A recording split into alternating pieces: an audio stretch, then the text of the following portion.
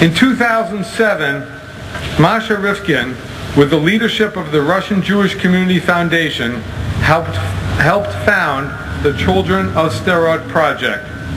Sderot is the Israeli town, which Margot mentioned, that is adjacent to the Gaza Strip, and it has been attacked with hundreds of rockets in the past few years. And I was fortunate enough, in fact, to go there just prior to the completion of the indoor bomb-proof playground, which, if you don't know, in New Hampshire and the United States, there are no indoor bomb-proof playgrounds, and it's a shame that one has to exist in Israel. And she is currently the managing editor of Joint Media News Service. And we would also like to thank Greg Margolin of the Russian Jewish Telegraph and Ari Rotman, who's president of the Russian Jewish Community Foundation, for bringing Marsha to the podium today. Ladies and gentlemen, Marsha Lipkin.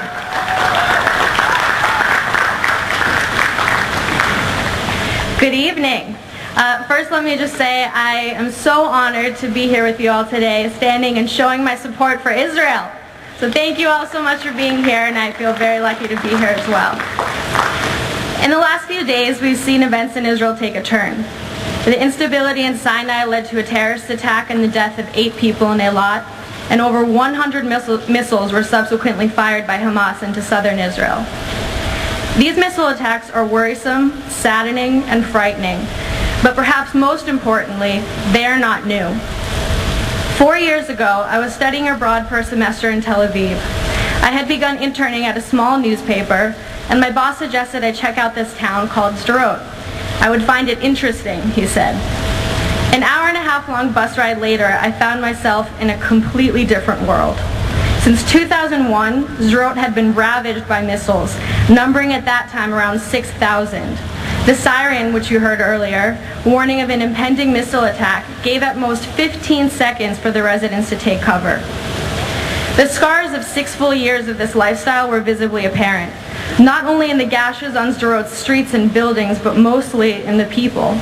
Many children could not remember a time before the missile attacks. Over 60% of them were suffering from post-traumatic stress disorder. Life for Sderot's residents had been reduced to a routine of fear.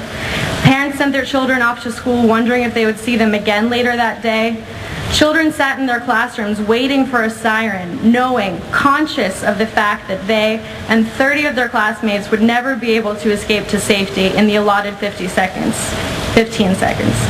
A simple trip to the grocery store was riddled with terror.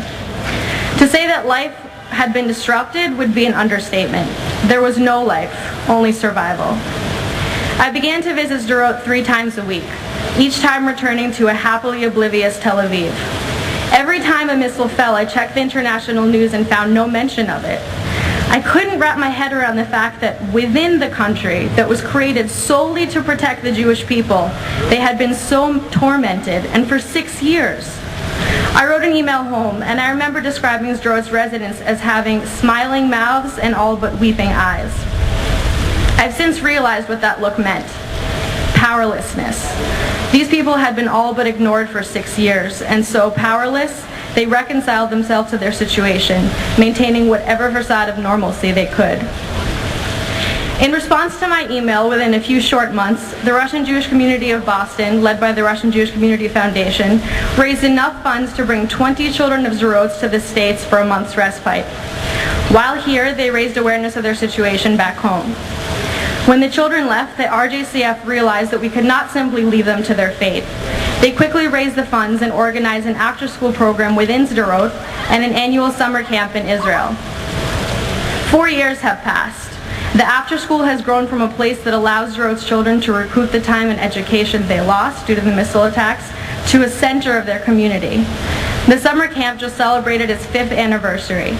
Each year, the campers actually count down the days to the camp, and each year, local Boston students travel to Israel to run it.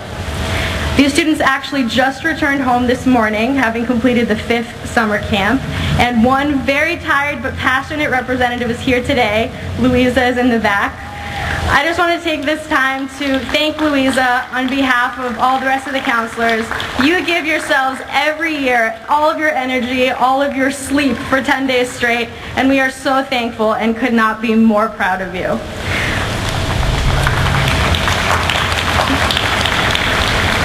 To put it in perspective for you, each year about 17 to 20-year-olds take on an entire organization of a summer camp day to day, and a camp of 50 traumatized and, let's face it, 12-year-old children, which is never easy no matter if there's trauma or no trauma. So you guys do amazing work, and you should be very proud.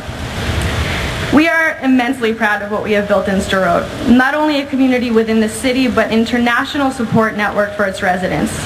Today the picture in Sderot has changed slightly.